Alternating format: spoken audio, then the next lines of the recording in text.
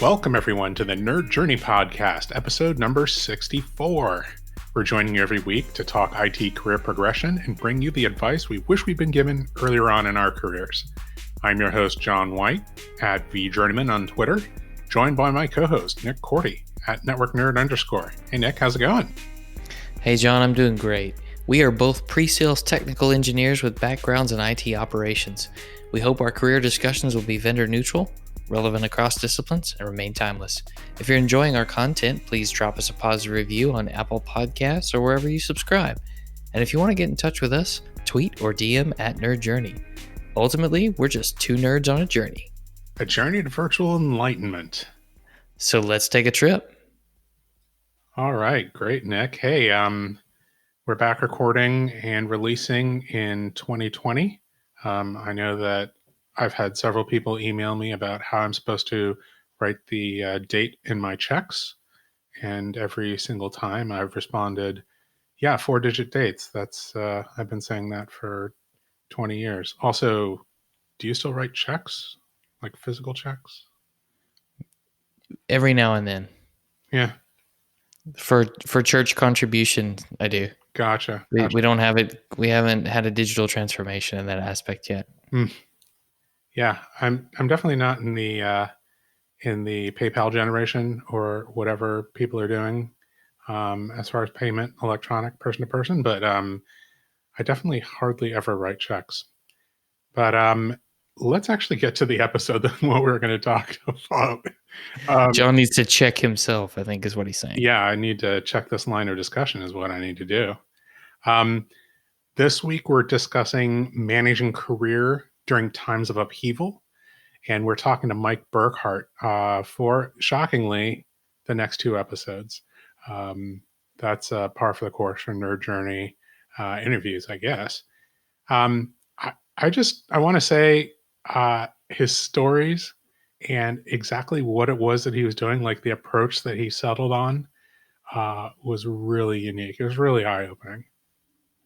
Yeah, and I think as you listen to this episode, you'll really see the mind of an architect at work. You know, he was truly able to think through getting to a new career as an architecture problem and build the solution that way.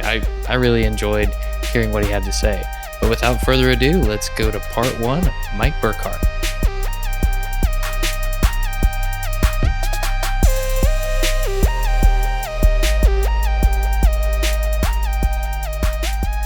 Mike Burkhart, thanks for joining us on the Nerd Journey. Awesome. Thanks for having me, John. And thanks to Nick again for inviting me. And I'm glad to be here and talk to you guys tonight. Awesome.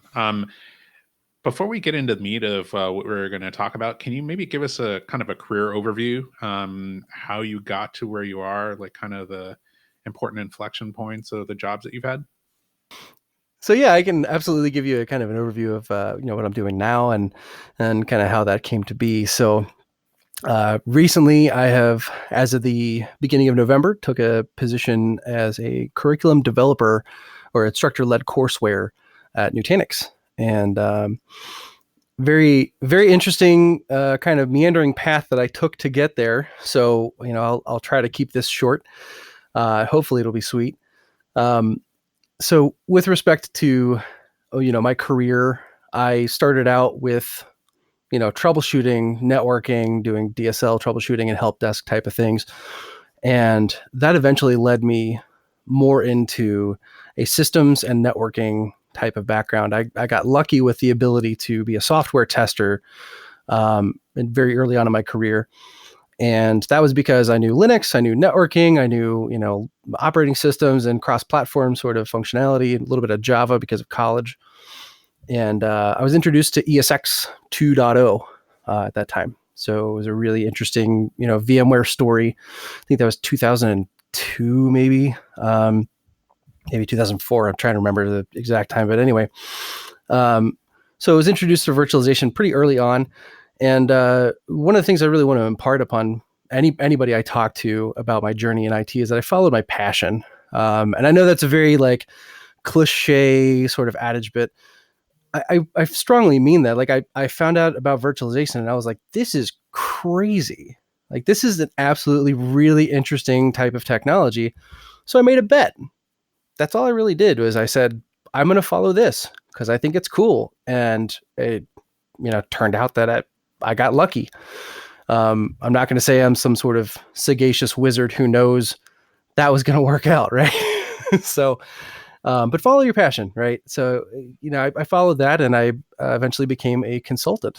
And around the vSphere 4.0 days, right when we were transitioning into 64-bit and smaller footprint ESXi, I was a consultant, traveling the country to such auspicious places as New Madrid, Missouri, and Tulsa, Oklahoma. And for those of you that live there, I probably have talked to you because there's not many more people. Sorry, Tulsa, I'm kidding. Been there lots of times. I love Tulsa. And I have. I mean, I went to a lot. When you start traveling for a living, you get to places where you're like, oh, great, I'm a traveling consultant.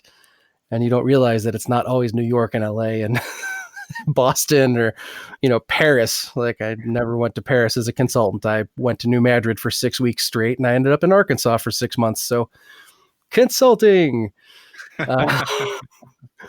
But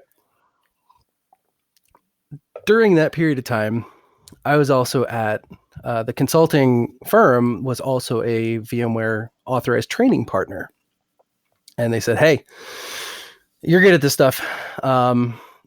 Do you want to be an instructor? I was like, well, yeah, I guess. What does that mean? I'm good at knowledge transfers. I'm good at documentation and building this stuff. And, I'm a technical architect, sure. But what does being an instructor mean? I'm like, well, you need to teach classes. Do you want to teach? Yeah, okay, let's give it a shot. That was 2010-ish. 2012. Anyway, it doesn't matter. It's one of those years.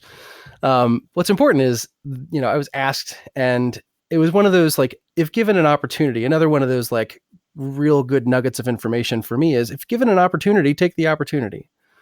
If it's something that you can imagine yourself being passionate about, something that you can imagine doing. And I'm an extrovert. I'm a stage musician. I've always been kind of the, hey, let's get a bunch of people together and have parties and talk about stuff, and we'll all elevate our knowledge and have fun, And another one of those things that about me, fairly cheesy, but I really strongly believe that we are all here for the purpose of love, however you conceive that. And to love somebody is to share your experiences, to impart your knowledge, and for them to impart knowledge upon you. And we're all experts in our own right? It just depends on what we're talking about, but everyone has a story to tell, and everyone has information to impart upon others. And we grow as people, and we have these beautiful connections and these amazing moments together that really start around the idea that we're going to get together and connect. And that's what I think education is the pursuit of that connection to grow as adults or as people in general. And adults learn in a different way than children. We don't, kids learn through play. They learn through, what we do is talk at them. Instructional adults, we talk back and forth, right? We learn from each other. We want to know who's the networking expert. Okay, tell me what the heck happened with this thing. I don't really know networking that well. Storage guy, what are your comments on this? So that pursuing the VMware instructor role really opened up my mind to a totally different energy, a totally different passion in my life that I would have never guessed, right? I wouldn't have known that about myself. So, and to further that point, ever since I became a VMware instructor, I always focused on being a SME for certifications, working with improving courseware, doing side gigs as courseware upgrade kind of thing, or working with labs and that kind of stuff. And it got to be so fun, right? It was always kind of a side gig. The whole time I was really being a technical or domain architect, or eventually a solution architect. And those I thought were a natural extension of my technical and people skills. But all the while I had this really interesting background as, the keep it simple, keep it easy, teach to your class and enable. And so that's kind of how I ended up, given the opportunity, after my most recent experience as an architect, I talked to one of the subject matter experts. He used to work at VMware, who now works at Nutanix, is now my boss. And good. I was going to make you define SME. I was just waiting, and I was the moment has passed, and then you said subject matter expert. That's good.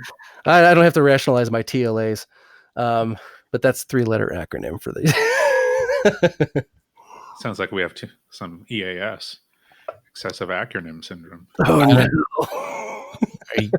I think you missed an SLA there, Mike. Oh, By the way, I love you too. I know it's hard to say that to another grown man, but I know you were speaking to me directly. I was trying to be so subtle about that. Sorry, I interrupted you. You said you were you work for a former VMware architect who's now your boss at Nutanix.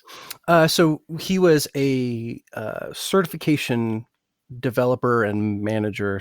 I forget exactly, but I had worked with this gentleman previously on a couple of certifications, and I was one of the subject matter experts, and he was kind of wrangling the cert as a body of knowledge. And a buddy of mine from the VCDX, the VMware Architect certification circles, had kind of said, "Hey, they're hiring over here. If you want to talk to this guy, I don't know if that's your thing or not." I was like, let's find out. Again, it was another one of those situations where I was like, I'm willing to explore this. And the more that I did, the more I was like, yeah, I kind of am passionate about education too. This is, it's kind of a journey that, again, you have to be a bit of an expert and you have to know what you're talking about, which I'm not, but I fake it really well.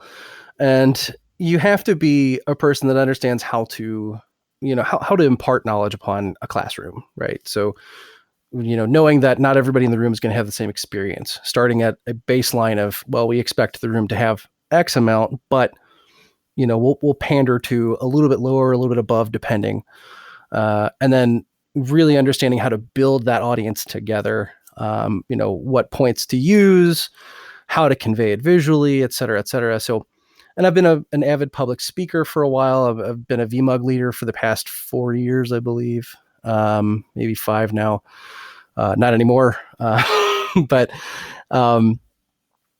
really it's kind of a natural extension of all of those skills of, content creation, public speaking, education, instruction, subject matter expertise. So yeah, it's been a great ride. It's been a really interesting path to get here. It's interesting. I think that you've kind of hit upon something, which is a lot of the skills that we use to gain a position that, like they're transferable to other roles, right? So what you're talking about is, speaking in public, getting a group of people together and excited about learning a new topic. Just the idea of, like all of those things coming together, that could describe a tech marketing role. It could describe like a business architecture role, and it could describe an instructional role. So, if there are things that you like doing about those things, there probably are there's more than one role that like can scratch those itches in various configurations and ratios. So that's a really, really excellent lesson to learn and point to make. I was going to ask Mike, did the person who recommended talking to someone about the curriculum development position, did they know you had a background in instruction and know you had a little bit of a passion there? Or was it just kind of a, hey man, here's an opening if you want? So that's a great question. And the gentleman that referred me was, we also share background in instruction. So we're both VMware instructors.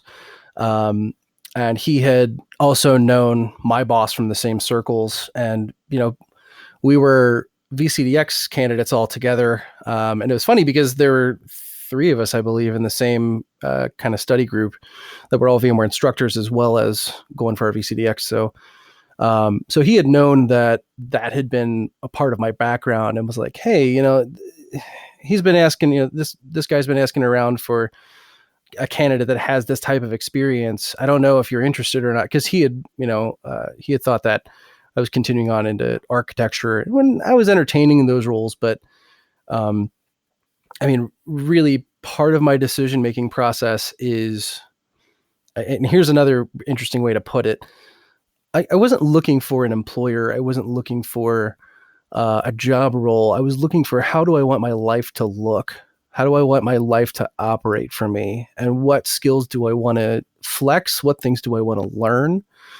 And then what things can I leave behind that I don't like? So part of my decision-making process was I was in pre-sales as a solution architect. I was traveling a lot. It was a lot of day trips, a lot of overnights. And to that effect, it was a really rough time to have a child on the road, and, I got a 3-year-old and another one coming. So I was like, how do I want this transition to work? And how is this going to work for me? If I stay in architecture, I'm going to have to fly everywhere and drive everywhere. And so that's part of my process too. So I was grateful to have that nod from the fellow VMware instructor that was like, yeah, you should get back into education. You don't have to travel. It's like, cool. Yeah, that's another really interesting point to take. It's like architecting your life, not just your career, right? Sometimes one of those things is more important than the other, and just figuring that stuff out. It's funny that you mentioned that, because I literally did a current state, future state on my life. I kid you not. And that's a architecture basic kind of thing, where you look at, where are we today? Where do you want to get to? What's your vision? And then how do we build that path? And for me, I was like, I don't want to travel. I do want to create content. I do want to public speak. I kind of really enjoy being in front of crowds. And okay, and like you said before, tech marketing could do that. Business architecture could do that. But the courseware development turned out to be, hey, work from home, make your content, be a SME, subject matter expert, and also stay at home with your kids. Like, that's awesome. But it didn't really dawn on me until I was offered the chance, You were discovering that you had a constraint that you didn't have before. I would never talk about my children like they're constraints. They're kind of requirements and also assumptions. No. And that risk is mitigated by me dadding well. Well, speaking of mitigating risk, Mike, all of this analysis, the current versus future state, was something that you had to do because of certain events that happened with your employer at the time, right? Mm-hmm. So it's interesting that this is the second time in my career that the term is being made redundant in the field. It is not an unkind term, but it is a very confusing one. So here's what goes through your head when you hear your position is being made redundant. You first think, I don't know what that means. Can you explain it? Because you really don't usually hear those words often. And if you have, I'm sorry. But when you hear that, you say, okay, so what job am I going to do next? And then somebody says, well, it's up to you. You say, okay, I would like to do this job. And they're like, great, you have to apply for it. And you say, oh, so that's what that means. And it is a very uncomfortable, it's an uncomfortable conversation for everyone, right? Because again, and having an experience as an architect, right, you understand the business side of things. And when a business says, okay, we have to scale up, we have to scale down, these organizational structures need to change and shift because the business is headed in this direction. That's all well and good until you realize that those real changes have ramifications even in your life, right? So that's another thing that I've learned is that, for the architects out there who are business architects or process or organizational architects, be wary that the changes that you help make in a company may result in shifts that are undesirable for some outcomes, such as mine. But again, serendipitous, right? I ended up in a very natural and very supportive role for me at this time in my life, right? Will I be an instructor forever? Maybe, but for right now, especially building my family, I want to be off the road. I want to be, a SME who works with the products and still has the chance to get in front of a crowd, but I don't have to be in a plane every day, So anyway, so this is the second time in my career that this has happened. The first time I was working for a very large aircraft manufacturer, and I was one of 3 VMware engineers in the country. We managed a couple hundred data centers, something ridiculous. And, they had decided to outsource, and then they decided to in-house. And it was this back and forth expansion and contraction that helped my position become unavailable at that point. And so at that time, that was before I was a contractor, right? So at that time, I had lost my job for 4 months, and I was single, which is good. I didn't really have a whole lot of, constraints betting against or for. It was more, okay, it's just you, figure it out. And that looked a lot like going back to my parents and doing laundry at, 24 years old. So, but, in all seriousness, it was that point in time in my life where I realized that you need to lean on your network. And I did again this time, and with phenomenal results. Then I leaned on my network pretty hard and heavy. I was living in Cincinnati, and Louisville, Kentucky is about 80 miles south. And I had, through leaning on my network for 4 months, I eventually had found a position as a consulting engineer and architect at a company down in Louisville. So that was the VMware training partner. But that was a long 4 months. That was a long time. And I hadn't built my network very well, right? I was just focused on, I'm doing the thing, right? If you do the thing, you should be fine because your skills are in demand because you're doing the thing. That's not always true. There are a lot of people that do the thing out there. So you might want to know some people who need the thing done for them. And then you can provide that role. And this time around, I had plenty of job offers.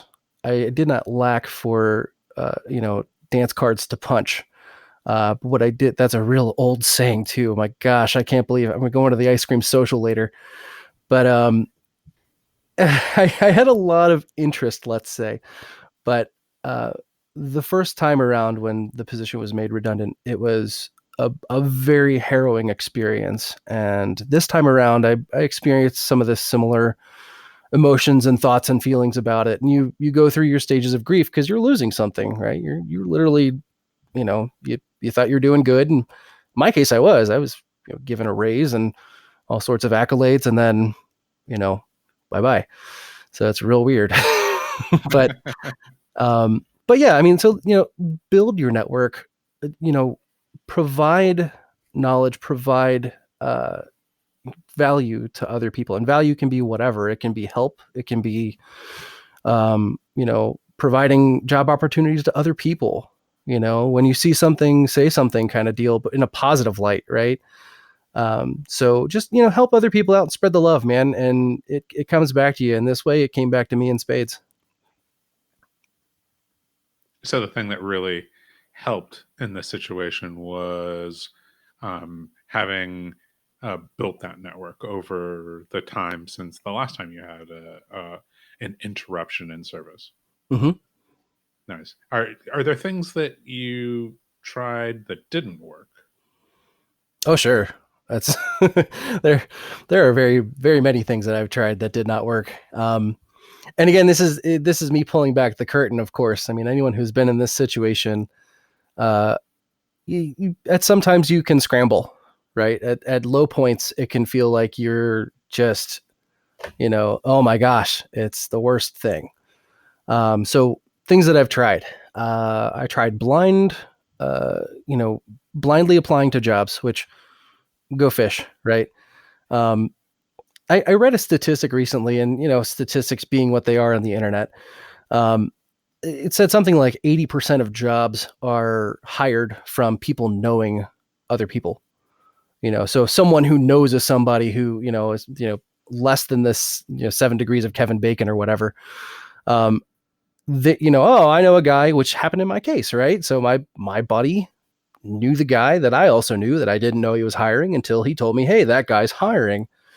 So again, building network and knowing what's out there is a great idea. Applying for jobs in the blind works, but it works in the cases where people aren't as competitive for positions, or maybe you're going to take a role for less pay. Maybe you're going to do a position that's not something exactly suited to your needs or not exactly your skill set, but it's a something, right? So yeah, when you end up, like I said, applying for jobs blind, I asked friends and family. What else did I do? I looked at contract gigs. I looked at just going straight 1099 and being a DIY consultant. That life is tough. I have a lot of friends that have gone that route, and they're better for it. They're amazing people, and they also work really hard at it. So I guess what I'm saying is I didn't want to work really hard. No, that's not true. It's okay to not want to work really hard in a specific way, right? So, Yeah. Sometimes that role that you're describing of an independent contractor, you have to also not just be the subject matter expert at what you're doing, but you have to basically be a business manager and an agent for yourself at the same time. That's not everybody wants to do that, right? Mhm. Or you have some skill that's so in demand that you almost don't need to do that stuff. The people who need that will come find you. But that those gigs are few and far between, right? It's more luck that you happen to have those qualifications and know the people, and just don't have to do much to get your name out there. Everybody else, you have to be your own agent and be your own business manager and a whole bunch of other stuff. So Yeah. totally understand not necessarily wanting to do that. Yeah, and it is true. It's either feast or famine in that kind of light. There's a lot of people who do consulting gigs like that they build their brand on it, and that's great. And and again, I am not a small business owner. Not to say that I wouldn't want to be in the future, but I don't know anything about that. And this is a very risky time in my life to try to take that transition, right? So, having a mortgage, having a child, having a wife and another child on the way, and a beautiful 4-year-old Australian Shepherd who is the love of my life, and everyone else I talked about too. But I really hope my wife doesn't listen to this podcast. We'll make sure she gets a copy of the raw before it goes live. Oh my Lord. Love you, honey. So, but with respect to, with the things I sent out a tweet that said, help, please. My position's being made redundant. I need help. And I'm looking at tech marketing, solution architecture, and even at the time I was examining pivoting into being a penetration tester, which security has always been kind of a hobby of mine. Dabbling into, what's out there? What does this do? And how can I break it? But the thing that I learned about that, so it was a really interesting experiment. It worked in several different ways. If you ask for help, and you ask for help in the blind guard, right? So you just send it out there. People will respond, but you have to be very specific as to how you want help, because I will tell you the ways that people offered help. I was offered help in the way of selling my lab gear to a company, because they said, oh, well, while you're searching for a job, you can sell us your lab equipment. Give us an inventory and we'll tell you how much we will pay you for it. And I was like, my lab gear is really old and that's not really what I'm asking for at all. But thank you for your response. Let me know if you know anyone else who might hire a person with my skill set. Here's the link to my resume. I asked for for tech or even product management. I'm interested in product management as well. Had many people reach out to me and ask me what I thought about their products. And I'm like, okay, are you going to hire me to manage those, or what's going on here? And mostly it was people asking me to work for free for them, to help them develop and I'm like, I've never managed products before. This is actually, I'm looking for a ramp up into this realm. And okay, so nope, can't help you there. Sorry. But let anybody know a person with my skill set is available to hire, please. And thank you. Here's my resume. I was given a link to USA Gov Jobs, which is, or I'm trying to remember the site name now, but it's a government job website, great for military, current and ex, to purview jobs that are publicly available. There's a lot of security jobs out there, which is great, but not for a 20-year veteran of infrastructure. There's a lot of really good entry-level positions out there. So those of you that are building your career and just starting out, go to it's usajobs.gov, I think. Google it. It'll be there. And on that website, there's a plethora of positions open that if you want to work in the public sector and, want to work for go for it. Great. But that is not at all really what I asked for. It was a very strange response.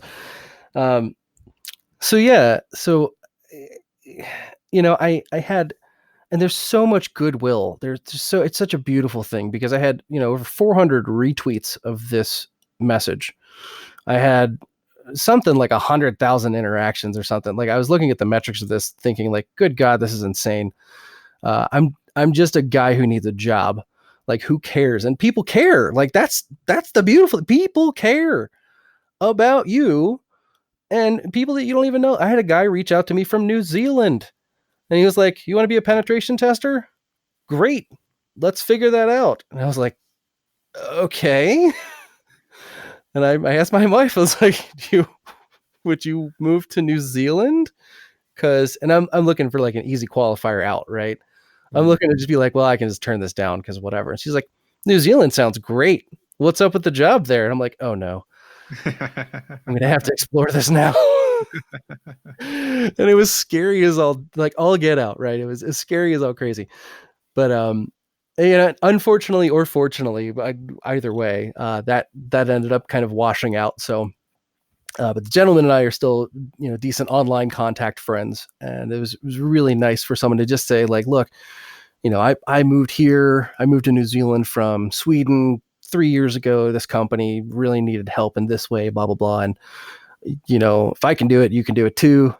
And I was like, this is insane. Like, this is like the crazy unicorn story where just people, but like I said, you have to be specific about what you're asking, because otherwise you will get weird things like, sell me your lab equipment, or, or why don't you just go drive for Uber? And I'm like, that is not what I asked for at all.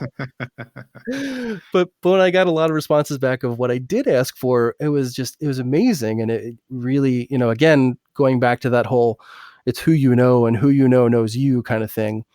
A lot of people call it building your brand. I realize that I'm kind of lazy and or bad at building my own brand. My brand is me. And everyone's like, oh yeah, of course that's how that works. I'm like, no, I'm Mike Burkhart. I don't have a brand. I have, me. So, you had the beard. I had the beard. I'm embarrassed to even say that. I shaved it off yesterday. Yeah. Everybody has a brand.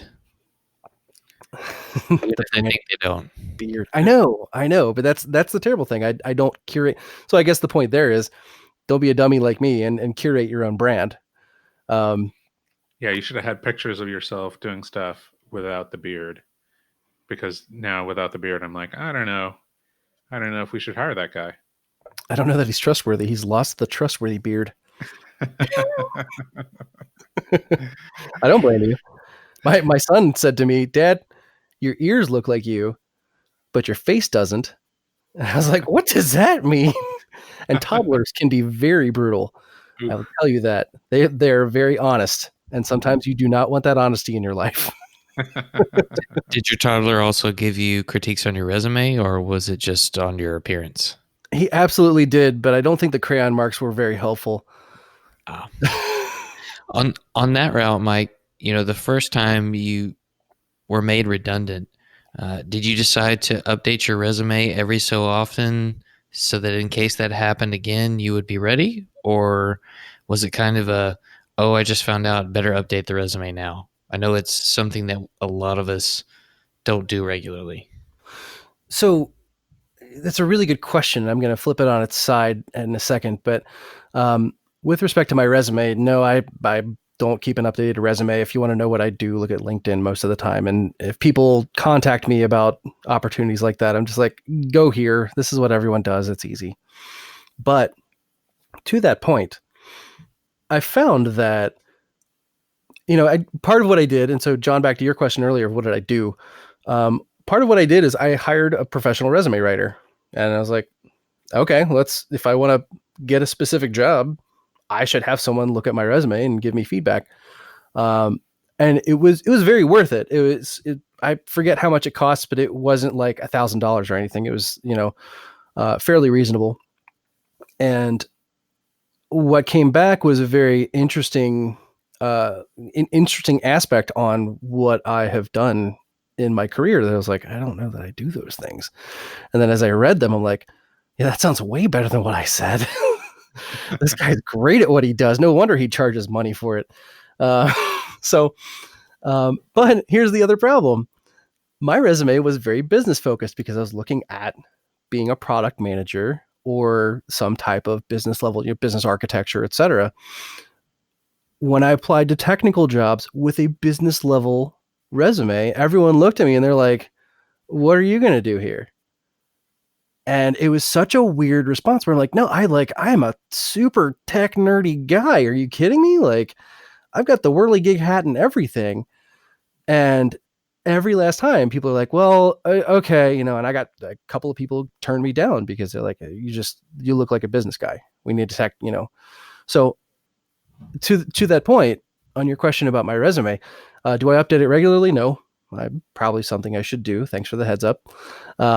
But when you are applying for jobs, even with people that even with the guy that knows me, that knows, or the gal, etc., you need to have a resume that speaks to your strengths, that will be attractive to that person or those people that will look at your resume.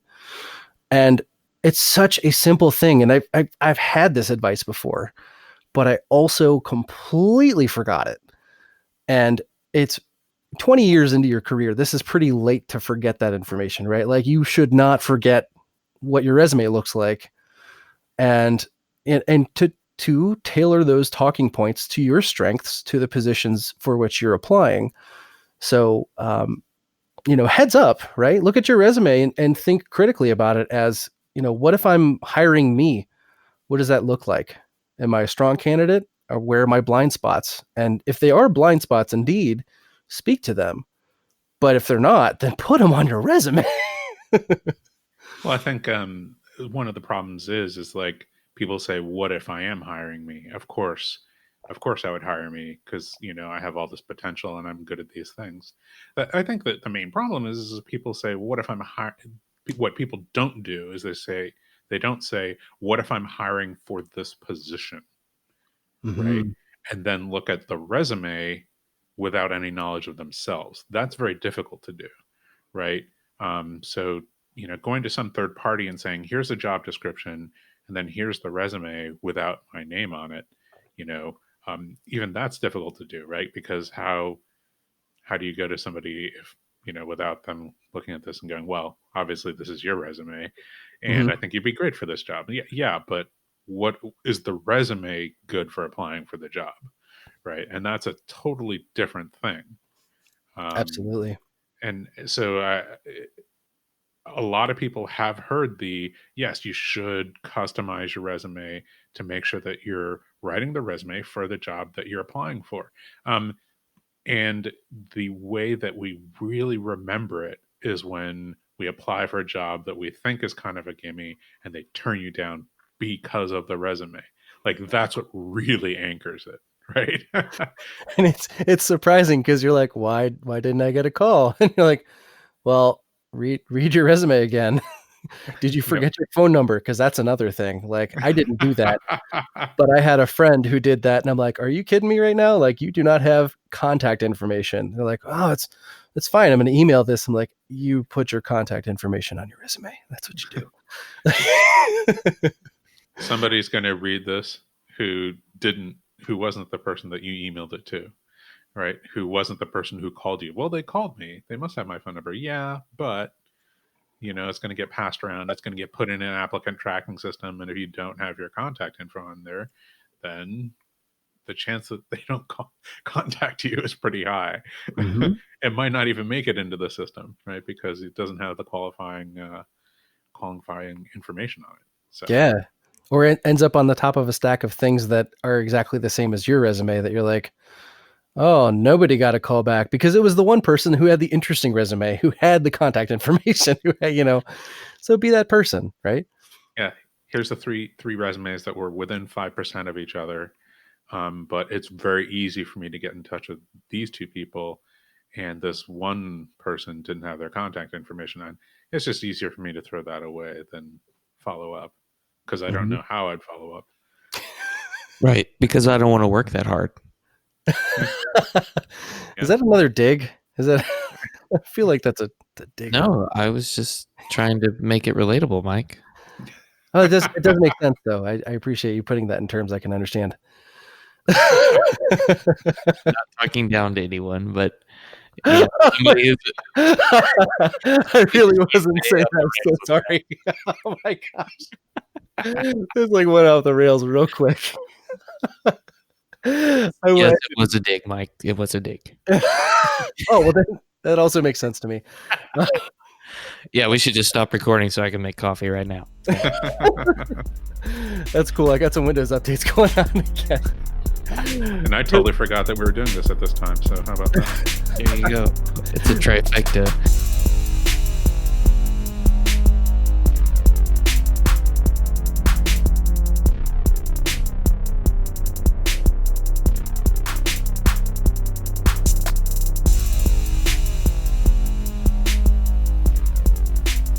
Nick, I know we listened to this again in preparation for doing the intros and outros, but it just every time I hear it, it just makes me laugh. How much we laughed talking to Mike. It was a lot of fun having that discussion. Yeah, we all persevered through my Wi-Fi at the house just coming to a crashing halt, and me grabbing patch cables and rewiring things so that I could sit in my living room and record with you and Mike. Yeah, it was totally worth it too. Absolutely. Lots of coffee that time. Oh man, yeah. Hey, I really liked what Mike said early on. I think he talked about wanting to look at how he wanted his life to operate as opposed to talking about how he wanted his career and job to operate.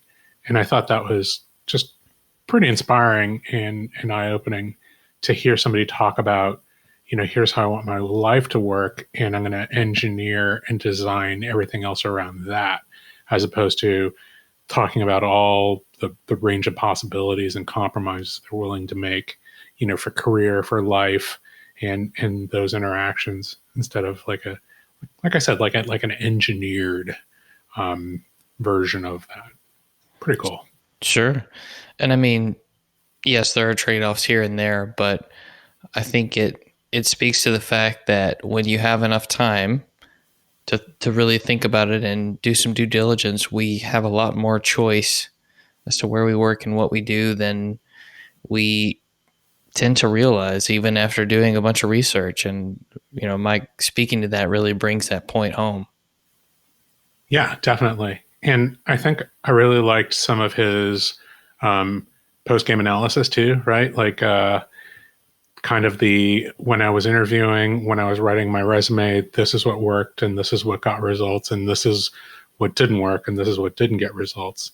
And sometimes, I think our kind of message here is to be ready with that resume and know all those things, ahead of time, and have some ideas about that, customizing for a technical role as opposed to a non-technical role, all that kind of stuff. But, I think what Mike was trying to do was to say, hey, this is kind of what I went through, learn from what I did, and be ready, right? Because we just don't know what upheaval's coming in the future.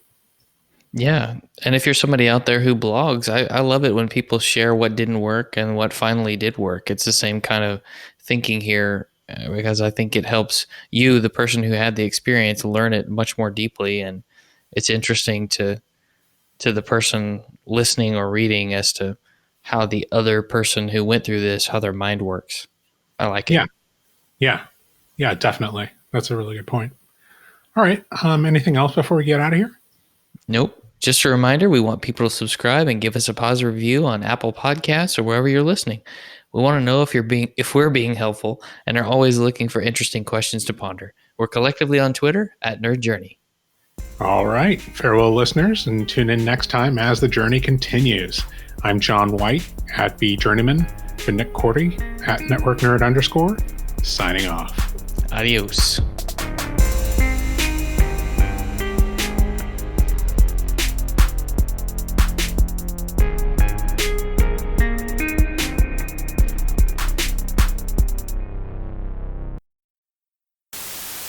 Before we get into the meat of what we're going to talk about, can you maybe give us a kind of a career overview, how you got to where you are, like kind of the important inflection points of the jobs that you've had? No. No podcaster ever expects that answer. Ouch. Man, way to be harsh, Mike. Just because you broke my internet connection earlier. Starting off with the real tough questions and the tough answers, Mike Burkhart. So maybe we'll blank that out. Nah. No. So editor says stay.